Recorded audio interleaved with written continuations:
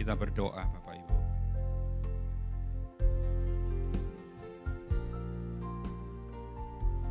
Mari kita serahkan acara kita dari pertengahan sampai akhirnya. Biar Roh Kudus yang terus bekerja di antara kita semuanya. Bapa, kami percaya malam hari ini acara kami bukan berlalu dengan sia-sia, cuman sekedar program 2 bulanan. Tapi setiap kali diadakan acara ini ada satu dampak yang besar atas semua pasangan suami istri yang hadir di tempat ini dan di tempat-tempat yang lain. Dan juga malam hari ini kami menyerahkan acara kami. Bapa, kiranya Roh Kudus yang bekerja di setiap hati kami. Karena percuma kami datang tapi Roh Kudus enggak bekerja, maka kami akan pulang dengan sia-sia. Tetapi kami bersyukur karena Roh-Mu ada bersama kami di tempat ini dan membuka hati kami dan bekerja dalam setiap hati kami. Urapi hamba-Mu, urapi kami semua yang mendengar firman-Mu. Di dalam nama Yesus kami bersyukur. Haleluya. Semua katakan amin. Shalom Bapak Ibu semuanya. Saya kira Bapak Ibu tiap 2 bulan sekali datang ke acara persekutuan suami istri Pak Sutri ini. Setiap kali saudara pulang, saya percaya saudara mendapatkan sesuatu yang baru, ya. Memang kadang-kadang gini, kita tuh sudah menikah memang puluhan tahun gitu kadang-kadang. Tapi jangan menutup kemungkinan kita ini harus terus mau belajar. Jangan pernah bilang begini, aku sudah menikah 20 tahun. Ada yang sudah menikah 20 tahun di sini? Lebih dari 20 tahun? Lebih dari 20 tahun. Ada yang sudah 40 tahun menikah? 40 tahun? 39 tahun. Ada yang 37 tahun? Saya menikah 37 tahun Bapak Ibu. Ya, cuman istri saya enggak hadir hari ini. Yang saya alami gini, dalam pernikahan 37 tahun, 10 tahun pertama pernikahan kami penuh dengan penuh dengan gejolak. Ya, penuh dengan gejolak.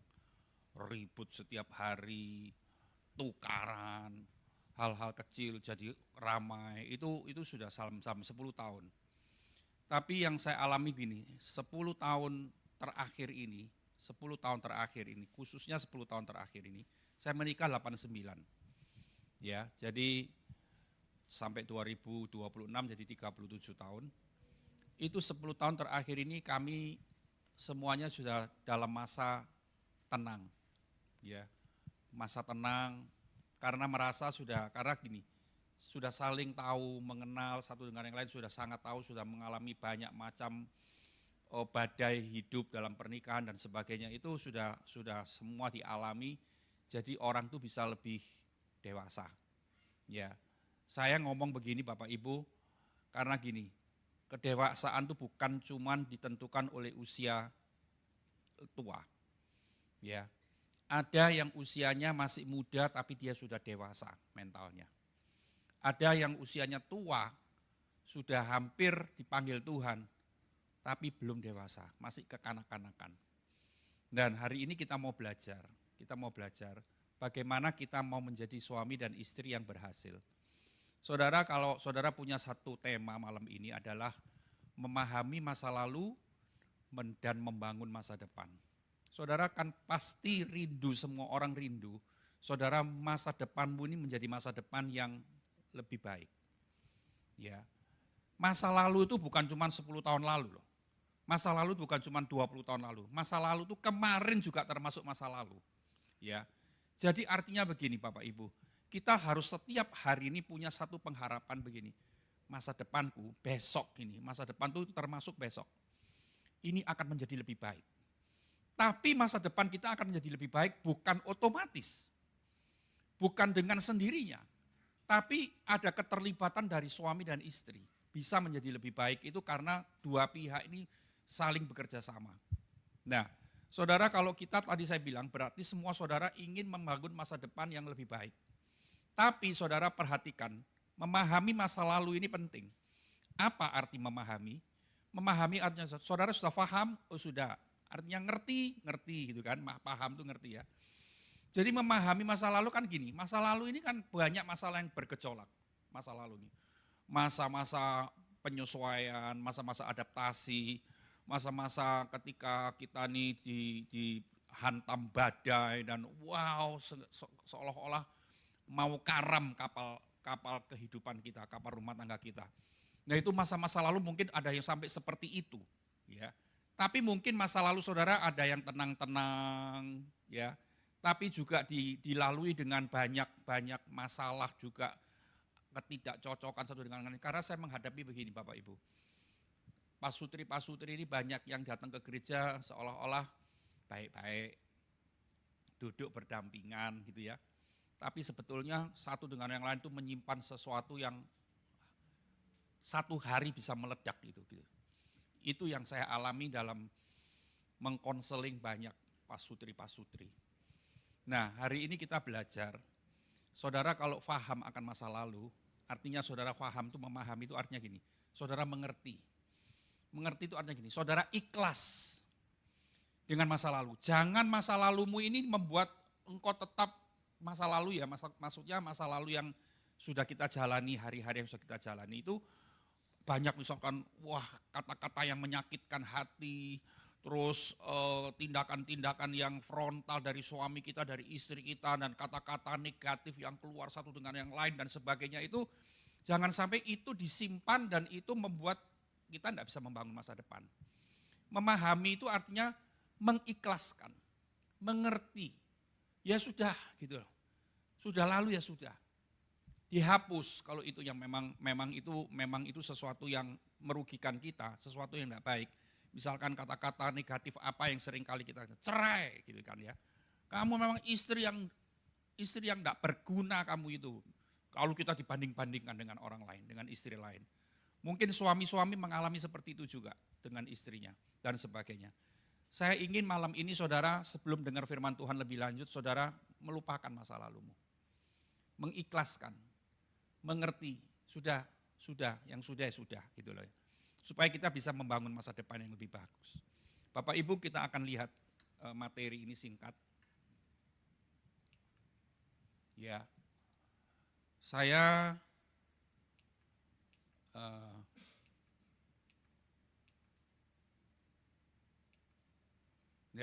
mau langsung saja. Ini gini, ini kan suami istri saya tadi tanya sama Bapak, siapa namanya? Ya, adakah yang datang dengan tidak ada pasangan? Ada katanya, hanya sedikit karena pasangannya ada di luar pulau dan sebagainya. Sekarang kita belajar dulu sebagai seorang suami, ada 10 hal yang harus dihindari sebagai seorang suami. 10 hal ini kita akan bahas secara cepat. Ya, nanti kalau waktunya istri itu cuma 7. Ya, yang pertama dari 10 hal yang harus dihindari seorang suami, pertama gini, gagal menjadikan istri sebagai wanita nomor 1 dalam hidupnya. Bapak Ibu lihat ya, ketika kita menikah, para suami termasuk saya belajar juga. Saudara, setelah kita menikah, saat mulai kita menikah, kita harus menjadikan istri kita itu wanita nomor 1 dalam hidup kita. Tapi artinya bukan gini, wanita nomor 1 bukan artinya ada wanita lain, bukan. Sebabnya gini, wanita lain itu bisa mama kita, bisa mama kandung kita. Kan kadang-kadang kita punya ibu itu yang sangat protek dengan anak laki-lakinya. Dan anak laki-lakinya sangat mengidolakan mamanya.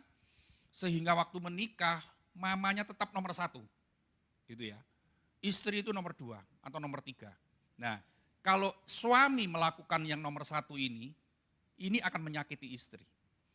Ya, jadi Bapak Ibu, jadi suami itu memang tidak gampang. Saya nanti akan ambil waktu sedikit berdoa khusus untuk para suami. Karena posisi seorang suami itu posisi yang enggak mudah. Seringkali dia berdiri di tengah antara mamanya dengan istrinya. Yang mana dulu? Ya, kan ada banyak yang di medsos gini. Kalau kamu suruh milih mama atau istri, ya kamu milih mamamu. Mamamu yang melahirkan kamu. Istri ini apa? Isi cari lagi bisa, mama cari lagi enggak bisa, gitu kan kadang-kadang bisa gitu. Tapi ketika kita menikah, kita harus tahu bahwa kita punya seorang istri itu harus nomor satu dalam hidup kita. Ya. Tapi dengan kata-kata tambahan dari saya, saudara tidak boleh melupakan mama saudara dan tidak lagi menghormati dan menyampingkan mama, itu tidak boleh. Tapi bagaimana caranya istri tetap wanita nomor satu, tapi dengan mama tetap kita hormati, hargai, dan kita tetap melayani sebagai seorang anak. Yang kedua, gagal memimpin istri atau anak. Sebagai seorang suami ini begini, gagal itu artinya gini, ada dua macam kepemimpinan dalam keluarga yang suami bisa lakukan kepada keluarganya. Yaitu gini, dia memimpin dengan cara otoriter, kayak tentara, gitu ya. Sekarang sebab harus begini. Enggak bisa enggak, mesti nurut kamu sama papa, sama aku sebagai suamimu.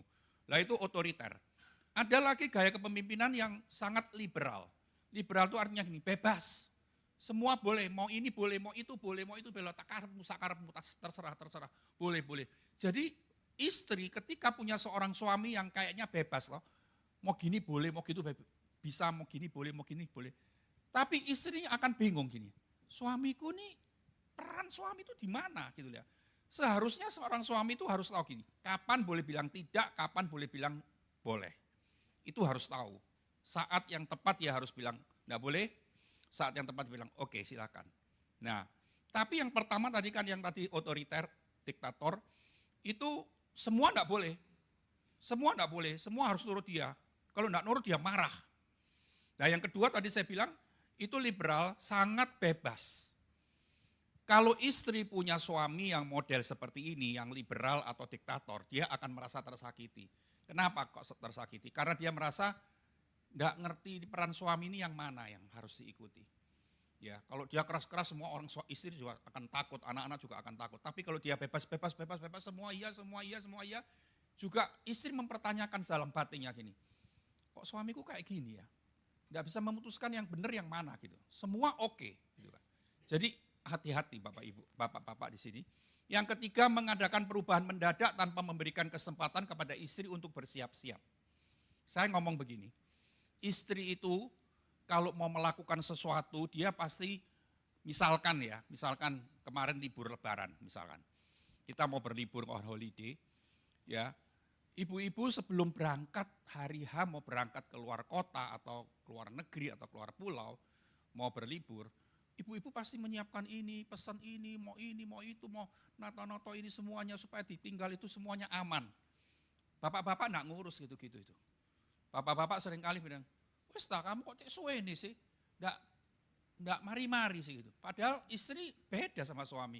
Kalau suami ini cuma dia nyiapkan mobil mungkin ganti oli jangan sampai terlambat, ban ditambahin anginnya untuk pergi keluar kota supaya enggak gembos. Cuman itu aja, tapi istri detail banyak. Nah, kalau suami melakukan satu perubahan mendadak tanpa memberitahu kesempatan pada istri, itu akan menyakitkan istri. Istri akan merasa, kok gini ya suamiku, nggak mau ngerti aku, gitu ya. Jadi saudara, apa-apa nomor 3 ini bicara soal komunikasi. Apa-apa yang saudara mau lakukan itu, mau melakukan perubahan-perubahan apa, mau melakukan sesuatu rencana-rencana apa itu dikomunikasikan pada istri dulu, jangan mendadak. Perhatikan, ayat 4, jangan suka membandingkan istri dengan orang lain. Ini sangat menyakitkan. Pada hakikatnya setiap manusia tidak ingin dibandingkan dengan siapapun. Saudara, mungkin bapak-bapak pernah suami-suami ngomong gini, kamu tuh enggak kayak mamaku pinter masak. Mamaku tuh pagi-pagi sudah masak, kamu enggak bisa masak apa-apa. Ngomongannya biasa, tapi itu menyakitkan. Karena mengandung dia dibanding-bandingkan dengan orang lain. Atau dia bilang begini, kamu tuh enggak bisa kayak ceceku. Ceceku itu ya, kalau dimarahi suaminya, dia diem. Nek kamu dimarahi aku, ngoceh nak mari-mari. Mungkin saudara bilang begitu. Jadi saudara dibanding-bandingkan. Artinya berhati-hati seorang suami, jangan sampai kita misalkan begini.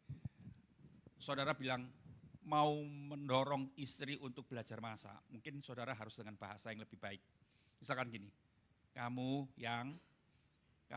belajar masak sama mamaku. Mama tuh dari muda tuh pinter masak. Kamu belajar enggak apa-apa. Gitu ya. Kan mendorong, itu enggak membandingkan. Tapi kalau kamu enggak kayak mamaku, kamu enggak kayak ini. pasti tersakiti seorang wanita. Itu nomor 4. Nomor 5, kurang disiplin dalam mengontrol kemarahan dan kebiasaan buruk. Kebiasaan buruk suami apa? Setiap suami punya kebiasaan buruk yang dimiliki oleh suami. Entah itu apa. Entah itu misalkan gini, yang istri tidak suka. Ya, misalkan dulu waktu muda dia suka cangkruk-cangkruk sampai malam. Kalau dia hidupnya di kampung begitu kan, malam-malam sama anak-anak muda cangkruk-cangkruk sampai tengah malam. Setelah menikah, ternyata kebiasaan itu terus dilakukan.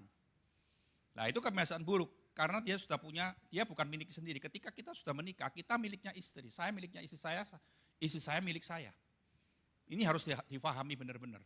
Jangan sampai bilang, aku ya aku, kamu tidak bisa merubah kebiasaanku. Nah ini tidak bisa, ini egois. Saudara tidak peduli sama istri.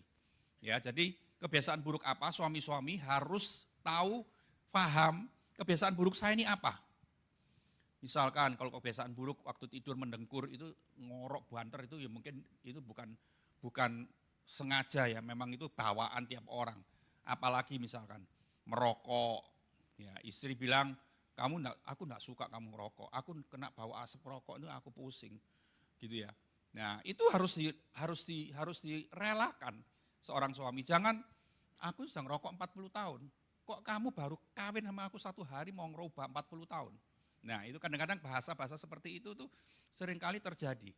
Jadi seorang suami harus mengerti kebiasaan burukku apa yang istriku enggak mau, relakan. Apalagi kalau saudara sudah 20 tahun, 25 tahun, 30 tahun menikah, saudara harusnya sudah, tapi saya bilang gini, enggak ada yang terlambat. Walaupun kita sudah menikah berapa puluh tahun sekalipun, tidak ada yang terlambat. Kita masih bisa belajar, masih bisa membangun masa depan yang lebih baik. Nah, yang keenam, gagal memuji hal-hal yang kecil dari istri. Ini penting. Suami-suami di sini, ibu-ibu, istri-istri, seringkah dipuji oleh suaminya? Tidak ada respon dari istri. Berarti suami-suaminya tidak pernah memuji. Dan mukanya istri ini sangat flat gitu ya, tidak ada reaksi apa-apa. Berarti suaminya sangat kurang memuji. Saya ngakui gini, adat orang timur memang tidak suka memuji. Kalau orang barat, wah you are beautiful my wife, gitu ya, pagi-pagi dicium. Orang barat kan begitu. Kalau masak, tidak tahu gosok, tidak tahu kasih, dan waduh very nice gitu kan. Kalau orang barat kan bilang gitu. Lah kalau orang timur ini kayak kita ini kan, suruh gitu-gitu tuh kok ngilani gitu pikirnya gitu ya. Tambah mengkorok aku Pak, ngunu-ngunu Pak gitu ya. Tapi Bapak Ibu Bapak-bapak tolong dibiasakan sekarang mulai memuji hal-hal yang kecil dari istri. Hal-hal yang kecil, tapi jangan dibuat-buat loh. Semua tuh harus alami. Kalau enggak alami itu yang namanya ngilani. Orang yang dengar akan mengkorok. Tapi kalau saudara ngomong, baru pulang dari salon istri saudara. Wih, kamu lumayan bagus loh potonganmu hari ini. Poninya enggak terlalu pendek, enggak terlalu panjang. Waduh, kamu potong dari mana tadi? Ngomong gitu aja, enggak usah ngomong kamu tambah ayu, enggak usah ngomong gitu aja, sudah berbunga-bunga. Sudah menggos-menggos gitu istrinya ya, bukan menggos-menggos karena kelelahan, bukan, tapi karena seneng gitu loh saudara. Nah itu kalau suami enggak pernah memuji istri akan cari pujian di tempat lain. Ini bahaya. Ya toh, yang ngomong kayak gini ini bukan istri muda tok loh. Yang kejadian-kejadian ini istri yang sudah berlanjut usia pun sampai akhirnya salah jalan di luar itu karena banyak dipuji di luar. Suaminya enggak pernah muji. Nah, hal-hal yang kecil, masak, ya apalagi kalau suami istri enggak pernah bisa masak apa ya sudah pokoknya, ya lah pokoknya lumayan masakanmu. Istri saya sampai hari ini begitu. Dia bikin pangsit goreng, kemarin dia bikin pangsit goreng. Biasanya kalau bikin pangsit goreng itu meletot semua saudara. Tapi kemarin itu dia bilang gini sama saya, saya mau pulang dari kantor, dia WA saya. Nanti kamu pulang mampir Bonet ya, aku beli daging babi cincang sama kulitnya pangsit, mereknya Yeyen, dia bilang gitu. Terus saya ke Bonet, kan kami tinggalnya di timur, jadi setiap hari lewat di Bonet. Saya beli, terus sore, hampir sore jam 3, setengah 4 saya sampai rumah, dia senang tak beliin saudara. Ternyata dia bikin, terus saya di kamar kan, dia di atas dia bikin di bawah dapur. Berapa jam kemudian, 2 jam kemudian dia bawa satu piring isinya 8 pangsit goreng dan bumbunya. Bumbunya bumbu tomat. Ya. Terus, tapi saya sudah pesanan sama dia waktu di bawah. Bu kasinen lo ya, aku ini darah tinggi. Ya, bu kasinen, hati-hati. Terus saya bilang, oke. Ternyata 2 jam kemudian saya dibawain 8 biji satu piring sama bumbu tomat. Tak makan sama saya. Tak lihat sebelum tak makan. Cantik-cantik. Modelnya pangsit gorengnya cantik, sungguh cantik. Saya ini orangnya paling terus terang. Kalau enggak enak ya enggak enak, kalau enak ya enak. Tapi kadang-kadang ya tak bujuk titik-titik gitu saudara. Supaya menyenangkan sedikit begitu. Ya. Tapi kemarin tuh benar-benar cantik, bagus gitu ya. Enggak ada yang metode-metode gitu ya saudara. Terus, waduh kok api-api pangsitmu. Iya ta, gitu saudara. Gitu-gitu aja sudah membuat dia senang. Terus ternyata saya tutul pakai bumbu tomat. Nah, ternyata enggak kasih dan juga enggak kemanisan, pas semuanya enak pangsitmu. Gitu. Aduh puji Tuhan, dia bilang begitu saudara. Ya. Nah itu dibiasakan coba. Walaupun saudara sekarang sudah umur 50, mungkin kurang 55 atau 60 mungkin saudara. Pak telat Pak, enggak ada yang telat. Belajar sesuatu yang baik itu enggak ada yang telat. Semua harus dimulai dari kita dulu. Oke bapak-bapak, suami-suami, silakan dada-dada sama saya. Nah gitu ya, tanda setuju. Nah sekarang yang ketujuh, mengoreksi di depan umum. Pokoknya dengar ya, 10 hal ini tidak boleh dilakukan satu nomor pun. Perhatikan suami-suami. Dia bilang gini, satu tok enggak boleh, satu tok aja menyakiti istri. Ya yang ketujuh itu mengoreksi di depan umum. Biasa kan suami itu kadang-kadang kan punya temperamen yang macam-macam. Kadang-kadang orangnya itu ceplas-ceplos begitu seorang suami. Terus ngelokno dia di depan pembantu, ngelokno dia di depan anak, mengkoreksi dia, menegur dia di depan teman dekat atau di depan orang tuanya atau di depan teman-teman. Jangan.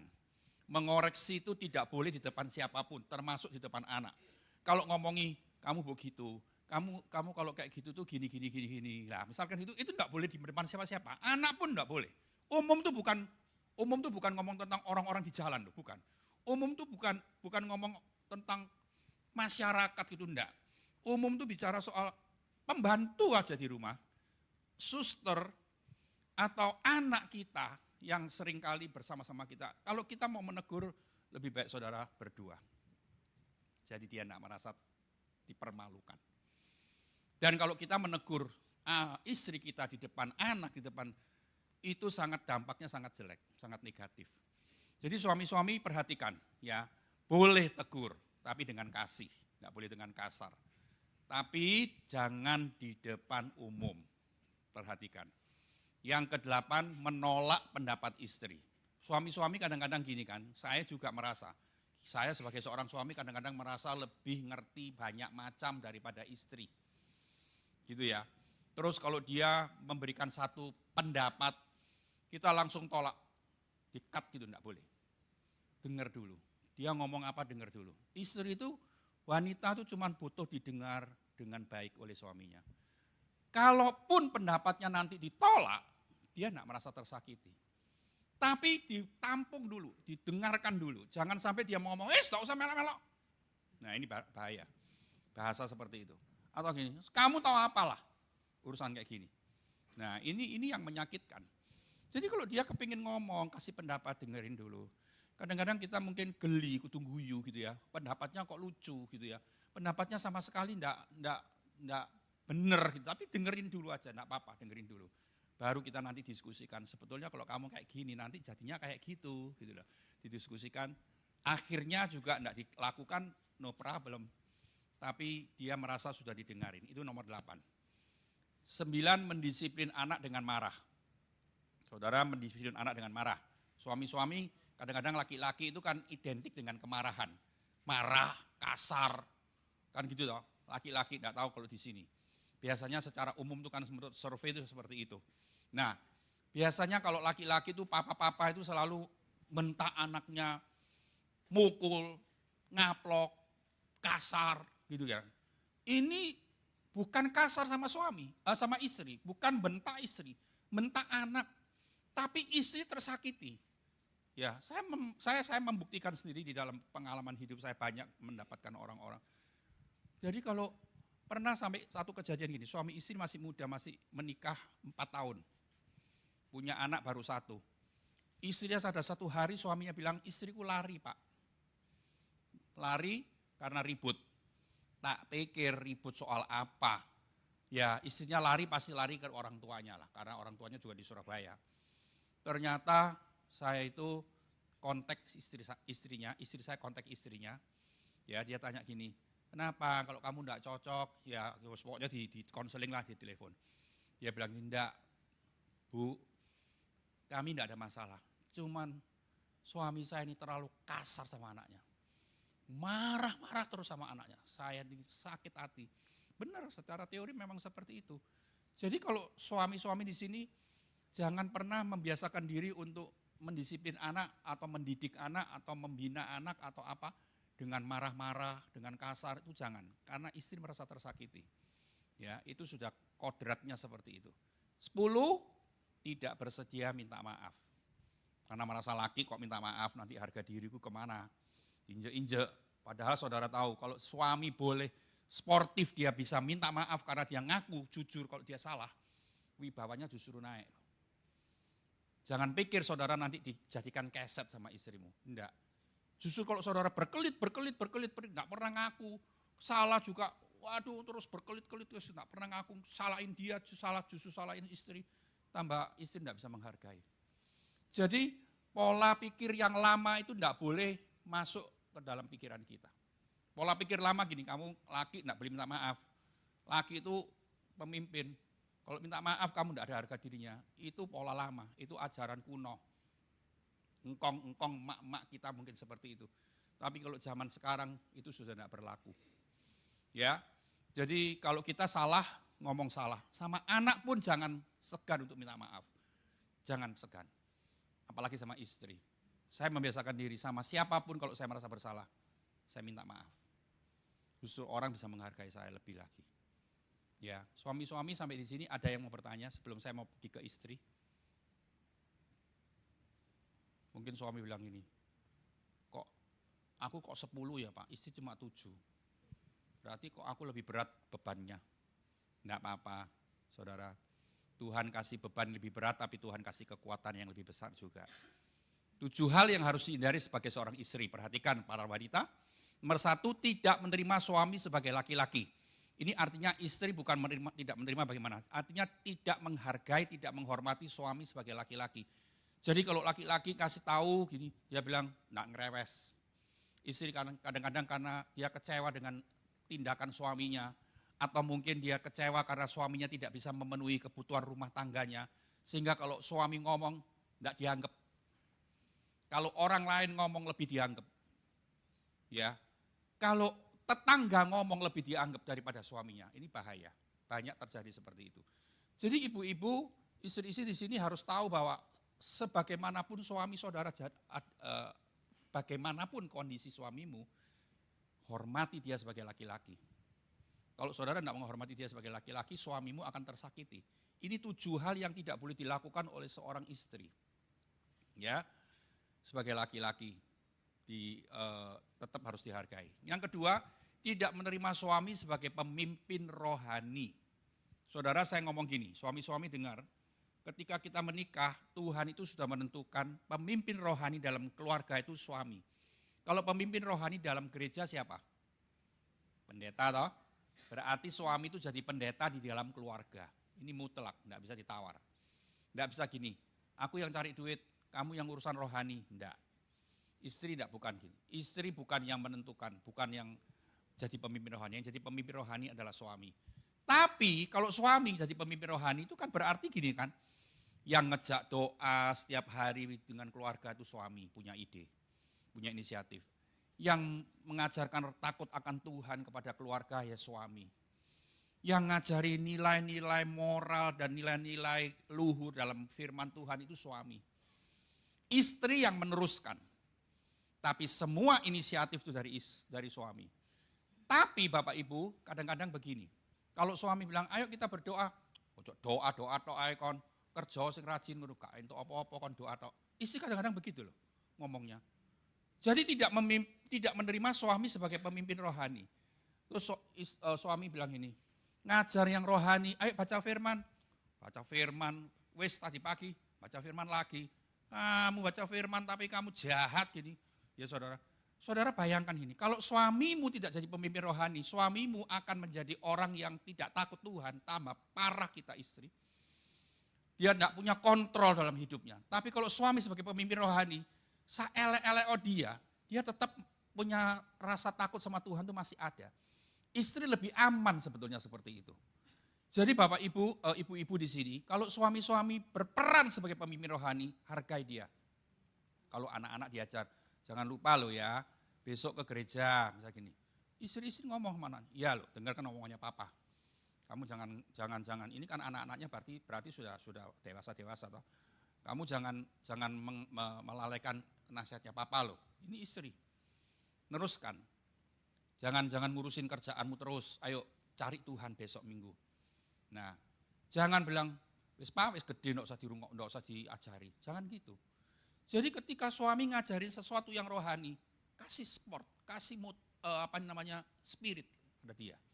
Supaya dia semakin berapi-api, semakin semangat menjadi seorang pemimpin rohani dalam keluarga. Yang ketiga, gagal mengkoreksi suami dengan kasih. Semua orang tahu bahwa suami itu kepala.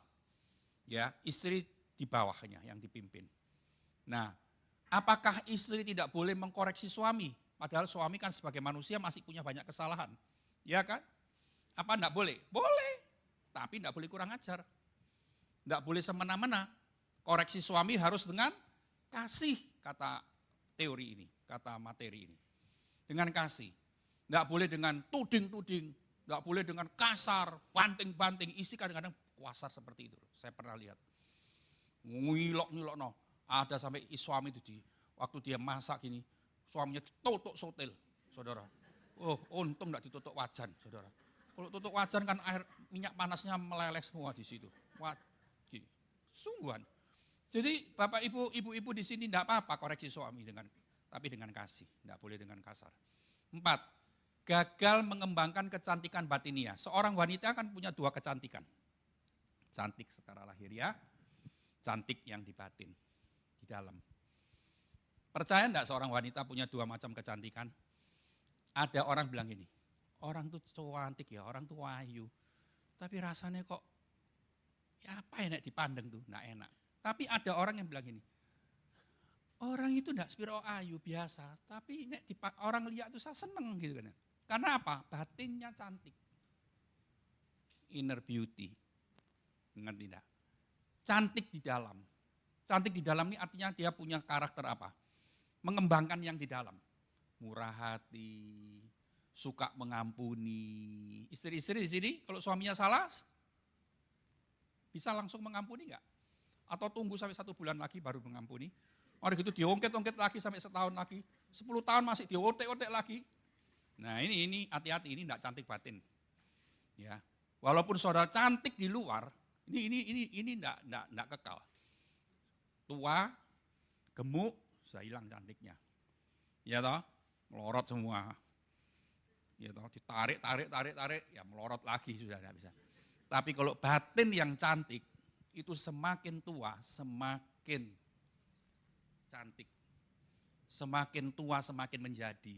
Itu kata-kata bukan dengan arti negatif kok loh. Artinya semakin tua kalau dia waktu muda dia murah hati, semakin tua semakin murah hati. Kalau dia hatinya lembut, semakin tua semakin lembut. Itu makin tua makin menjadi juga artinya secara positif seperti itu. Ya. Jadi ibu-ibu di sini harus tahu bahwa yang paling penting dikembangkan adalah cantik di dalam ini. Saudara boleh bersolek. Boleh sekarang kan idep tuh melengkung terus. Kan dulu kalau mau pesta baru pasang idep palsu. Sekarang enggak toh. Idep itu bisa melengkung terus pasangan gitu ya. Boleh macam-macam lah. Saya suka. Istri saya tuh dulu enggak bisa berdandan, saudara. Ya, dia anaknya orang kaya tapi enggak bisa berdandan. Waktu saya kenal, mukanya tuh putih. Alis-alisnya dipupuri semua sama dia. Saudara. pupuri putih sampai alis-alis.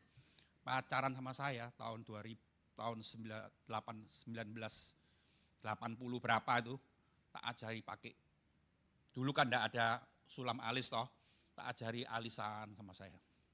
Saya senang wanita yang bersolek, berdandan. Tak ajari lipstikan, dulu bibir-bibir putih semua saudara. Sungguhan, sekarang bersolek terus dia. Ya, tapi dia berdandan bukan untuk orang lain, untuk suaminya juga gitu ya. Tapi yang pasti, yang paling penting itu bukan cuma cantik di luar, di lahiriah ini.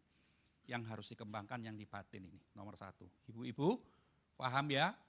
Ya, paham ya. Biasanya suka nyatean, sekarang enggak suka nyatean. Suami baru ngomong sak patah, wah langsung dia 100 kata gitu kan. Sekarang enggak diem. Nah, itu berarti dikembangkan batinnya. Nah, 5, gagal menunjukkan rasa syukur pada suami. Enggak pernah terima kasih sama suami. Ya, bukan artinya sedikit-sedikit thank you, sedikit-sedikit thank you, sedikit-sedikit thank you, enggak gitu. Tapi dengan sikap, merasakan sikap yang berterima kasih kepada suaminya karena dia sudah menolong, dia sudah care sama kita, walaupun dengan kekurangannya, enggak ada suami yang sempurna. Dia sudah berusaha untuk berubah, dia menunjukkan rasa syukurnya. Itu sangat membangun, memberi semangat, memberikan spirit kepada suami. Tapi kalau suami selalu, sopo kon niku, tambah jelek, tambah jadi suami enggak berfungsi apa-apa. Akhirnya jadi suami yang enggak bisa apa-apa. Lumpuh, bukan lumpuh secara fisik, tapi secara batin dia lumpuh, secara posisi, secara peran dia pun lumpuh, pemimpin rohaninya lumpuh, pemimpin di dalam keluarga lumpuh semua. Karena apa? Tidak pernah diangkat, selalu dijelek gini terus. Ibu-ibu yang punya kebiasaan seperti itu, tidak ada yang terlambat, kita bisa berubah hari ini. Yang berikutnya, 6, menolak perlindungan suami. Ini bagi istri yang merasa lebih lincah gitu ya. Kadang-kadang ada istri yang gajinya 50 juta sak bulan, suaminya cuma 5 juta. Ya, istrinya wah bisa ngurus semua KTP semua, pergi ke lurah, pergi ke kecamatan, pergi mana-mana istri semua, suaminya gak pernah ngerti apa-apa. Pergi urusan bank, urusan ganti oli, urusan mobil, ganti spare part apa semua, istri semua bisa. Suami gak ngerti gitu-gitu. Terus istri jadi orang nomor 6. Kalau suami mau menawarkan sesuatu dia merasa enggak usah, enggak butuh kon, aku iso dhewe kok. Nah, ini hati-hati. Ya. Jadi jangan sampai kita menyakiti suami gara-gara kita selalu menolak perlindungan suami. 7 yang terakhir, bereaksi atas kebutuhan suami untuk bersaat teduh. Ini sangat berhubungan dengan nomor 2. Ibu-ibu dengar, 7 dengan nomor 2 ini sangat berhubungan erat. Karena begini, sebagai pemimpin rohani dia harus punya waktu untuk bersaat teduh. Suami-suami di sini punya saat teduh enggak setiap hari? Berdoa dengan Tuhan, baca firman, berdoa, menyembah Tuhan setiap hari. Penting. Kalau enggak gitu enggak dapat hikmat, enggak dapat apa ini namanya? Enggak dapat apa ini namanya? Kekuatan untuk mengatasi segala sesuatu yang terjadi dalam keluarga. Keluarga ini kan unik, macam-macam urusan dalam keluarga ini Bapak Ibu. Urusan keuangan beres, urusan anak. Urusan anak beres, di urusan apa lagi yang lain. Jadi dalam keluarga ini kan banyak macam masalah yang kita hadapi. Jadi kalau suami sebagai pemimpin rohani dia tidak punya waktu untuk bersaat teduh, maka itu sangat kurang bagi seorang suami. Dan dengar ya, istri kalau lihat suaminya suka doa, dengar ya, suka sembahyang, suaminya suka baca firman, suka dengarkan khotbah di YouTube, jangan pernah diilok-ilok. Jangan pernah dipatahkan semangatnya. Ya gitu Pak, ciamik kamu Pak. Sekarang kamu semangat sama Tuhan. Tak dukung Pak, tak dukung doa. Semangat terus ya, dengar firman terus ya. Gitu loh saudara. Kalau suaminya berdoa, rodok lama, jangan disemon-semoni. Doa ya, gak ngerti kerjaan durung mari ya, doa. Kadang-kadang semon-semon toh, istri semon-semon loh. Ngerti enggak bahasa Surabaya semon-semon? Ya toh. Kadang-kadang ngomong keras-keras suaminya berdoa. Barusan saya pernah mendengar. Ini suami doain. Terus istrinya ngomong ini, ngapain doa-doa? Enggak kira enggak kamu dengar Tuhan, gini-gini kamu apa ngomong sama keras-kerasnya. Bukan ngomong di depan, tapi ngomong di depan kamar.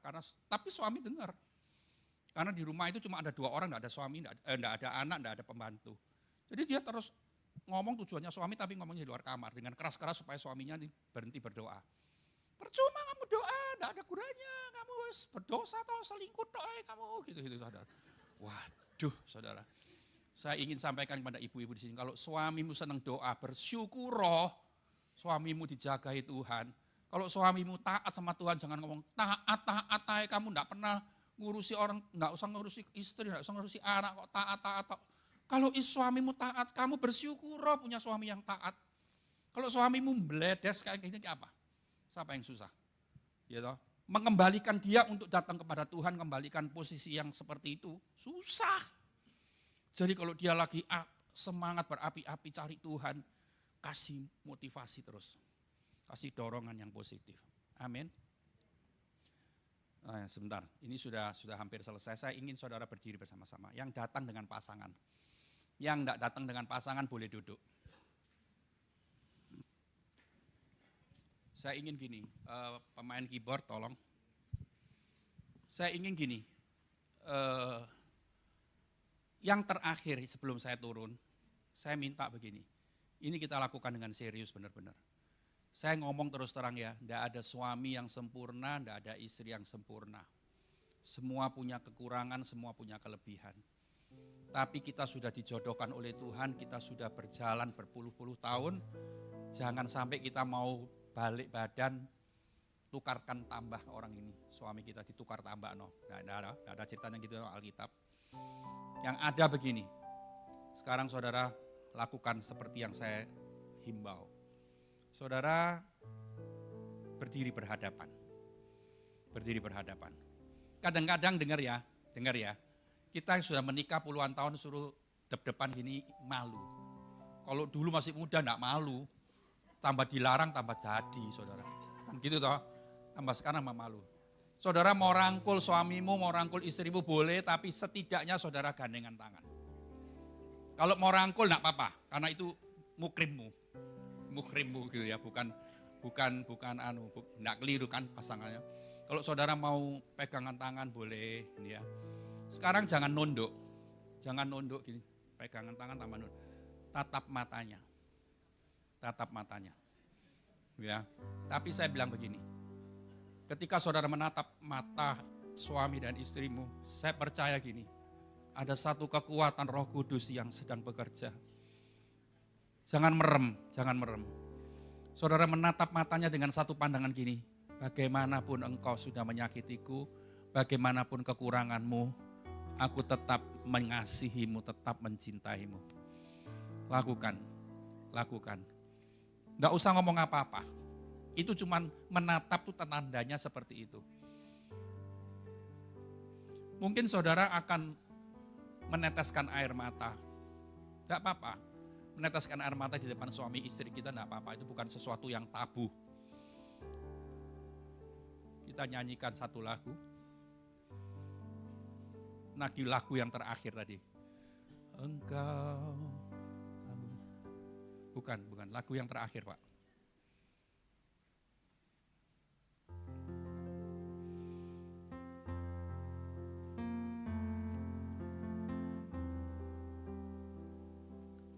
Multimedia.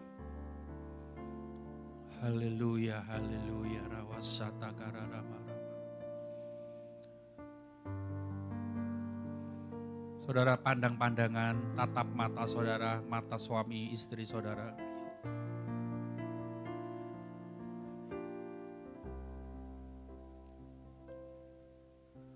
Kini aku percaya. Nyanyi sambil memandang mata pasangan. Ustaz, mungkin hari ini engkau sedang mengalami banyak masalah. Tapi saya tahu tidak ada yang mustahil. Kuatkanku, dasarku berharap. Sebentar. Saudara ada yang mengalihkan pandangan ke sana. Karena mungkin saudara bilang enggak hafal. Ada yang merem. Ada yang menceng gini. Gitu, saudara. Kenapa kok enggak mau pandang? Pandangan terus enggak apa-apa. Mungkin dengan pandangan mata saudara hari ini, Tuhan bekerja dan menembus hatinya yang keras. Oh, enggak ada yang mustahil karena kita melakukan di dalam hadirat Tuhan. Dari atas. Bapa, Engkau mengenalku lebih dari siapapun. Dari siapapun, Engkau tahu ceritaku. Ceritaku dan isi hatiku, dan isi hatiku. Tak peduli masa lalu, tak peduli masa lalu, Engkau tetap pemilihku, Engkau tetap memilihku. Ubahkanku, sempurnakan, jadi karya yang indah. Sebentar, sekarang saya aja yang nyanyi, saudara sekarang lakukan sesuatu dengan pasangan saudara. Kalau saudara mau mengampuni, bilang aku mau ngampuni kamu. Kalau saudara mau membereskan sesuatu, bereskan sesuatu malam hari ini. Engkau sedang melakukan di rumah Tuhan. Ada urapan Roh Kudus di sini, ada urapan Allah di sini. Lakukan. Kalau saudara mau akui ini dan akui itu, jangan keraskan hatimu. Kalau saudara mau peluk, mau nangis, berdua nangis, enggak ada yang tabu, enggak ada yang aneh di sini. Kini aku percaya. Atau mau ngomong sesuatu janji mungkin yang mustahil bagimu, kuasamu kuatkanku. Mau ngomong tentang sesuatu yang sudah lalu, mungkin membereskan, lakukan malam ini. Jangan ditahan-tahan. Kini aku berserah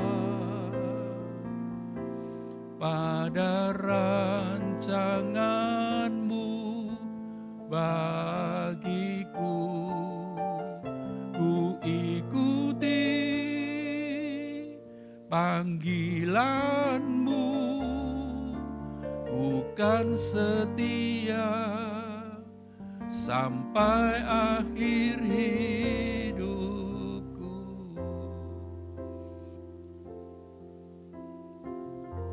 Kalau belum selesai boleh diselesaikan semuanya. Jangan ada yang diganjel tetap malam ini. Ura para wasana, berkasih-Mu tetap mempersatukan pasangan-pasangan ini Tuhan. Ya rawasa karararawa. Kalau sudah selesai saudara boleh menghadap ke depan. Kalau belum selesai, selesaikan sampai selesai tuntas. Aku berkati setiap pasutri yang ada di tempat ini Bapa. Yang ada pasangan ataupun yang pasangannya tidak hadir hari ini. Tapi aku tetap percaya yang sudah dipersatukan oleh Tuhan tidak bisa dipisahkan oleh manusia. Oleh apapun Tuhan, masalah boleh besar, tapi Engkau lebih besar dari masalah yang kami hadapi. Dan Engkau sanggup menyelesaikan semuanya. Dengan kasih yang lemah lembut itu, kami bisa menyelesaikan semuanya Tuhan. Terima kasih Bapa. Engkau pegang tangan kami semuanya. Iblis Engkau tidak bisa menyusup masuk ke dalam di antara mereka berdua. Kami tolak segala kuasa kegelapan yang mau mengotak-ngatik hubungan suami istri di tempat ini. Kami berdoa dalam nama-Mu, kuasa-Mu, kuasa kasih-Mu yang bekerja dan menguatkan mereka terus. Mereka tidak pernah oleng, mereka tidak pernah kandas, tapi mereka akan terus berlabuh sampai di pelabuhan yang indah itu. Terima kasih Bapa, terima kasih. Di dalam nama Yesus kami bersyukur, semua katakan amin.